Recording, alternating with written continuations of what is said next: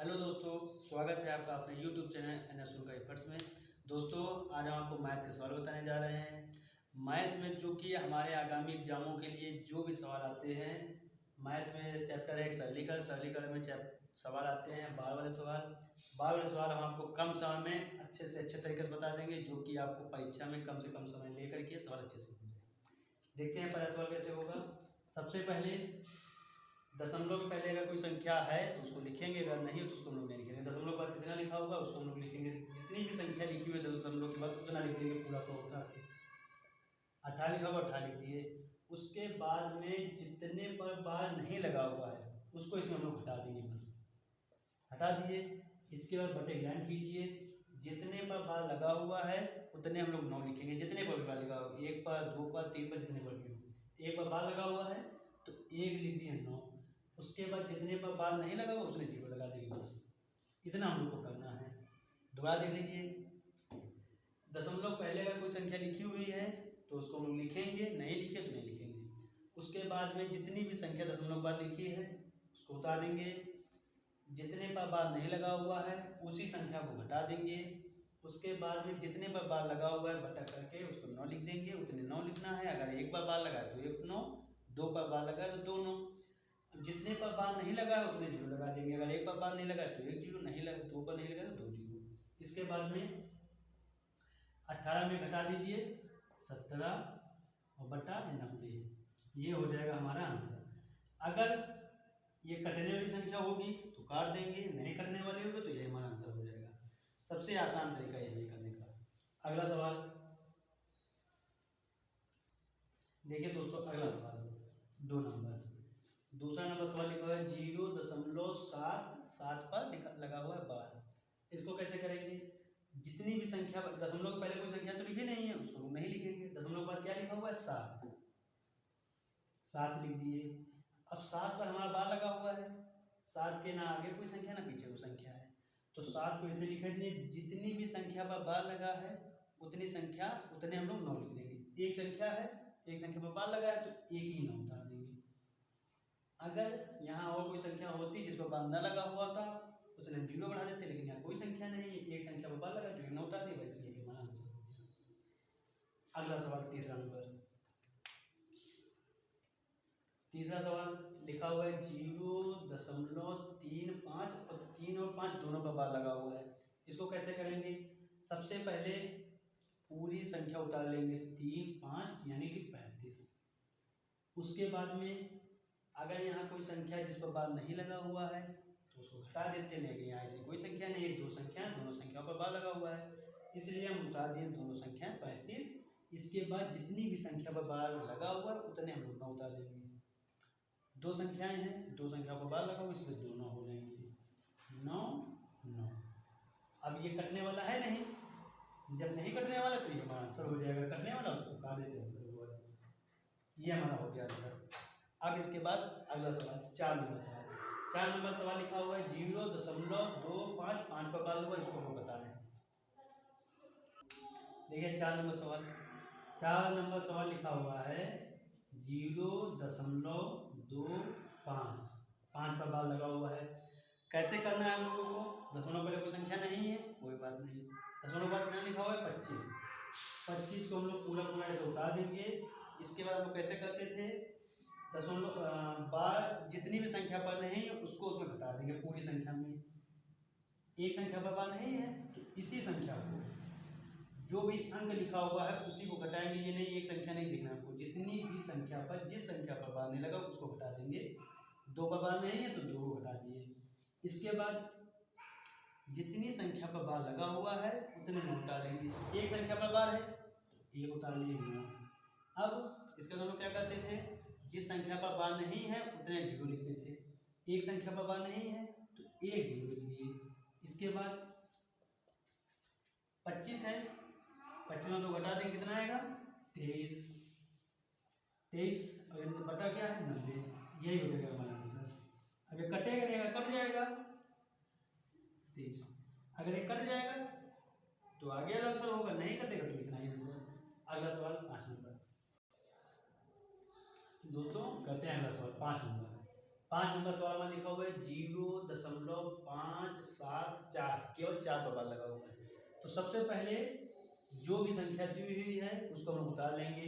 लिखा हुआ है 5 7 4, उतार लिया उतनी संख्या।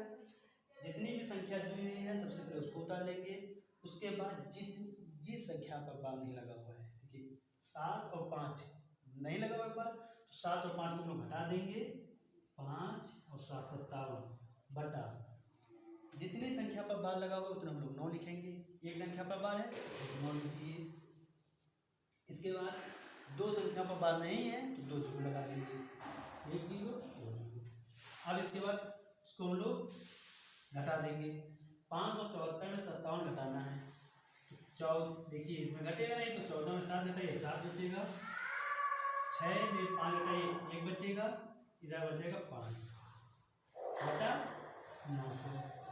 अब ये देखिए 3 से 9 से कट रहा है नहीं, ऊपर वाली संख्या नीचे तो कट जाएगी, ऊपर वाली कटेगी नहीं कटेगी। उसका नियम है जोड़ने से 3 से कटना चाहिए। 5 7 1 8 5 13 नहीं कटेगा तो यही आंसर हो जाएगा। आगे बढ़ते हैं हम लोग अगला सवाल। दोस्तों अगला सवाल 6 नंबर 1.27 पर बार।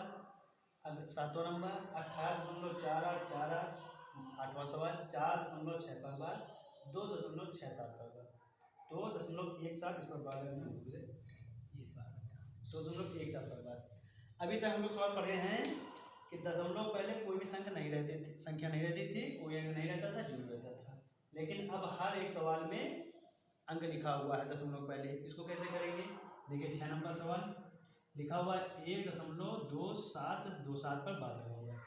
अब दशमलव पहले अगर अंक है तो हम लोग क्या करेंगे, अंक जो इधर वाला है इसको ऐसे उतार लेंगे, जहाँ भी दशमलव लगा हुआ है उसको हम प्लस मान लेंगे, प्लस कर देंगे, कर दिए। इसके बाद फिर वही नियम पर आ जाइए जो हम लोग पहले के लगाए हुए हैं। 2 7 पूरी संख्या उतार लीजिए।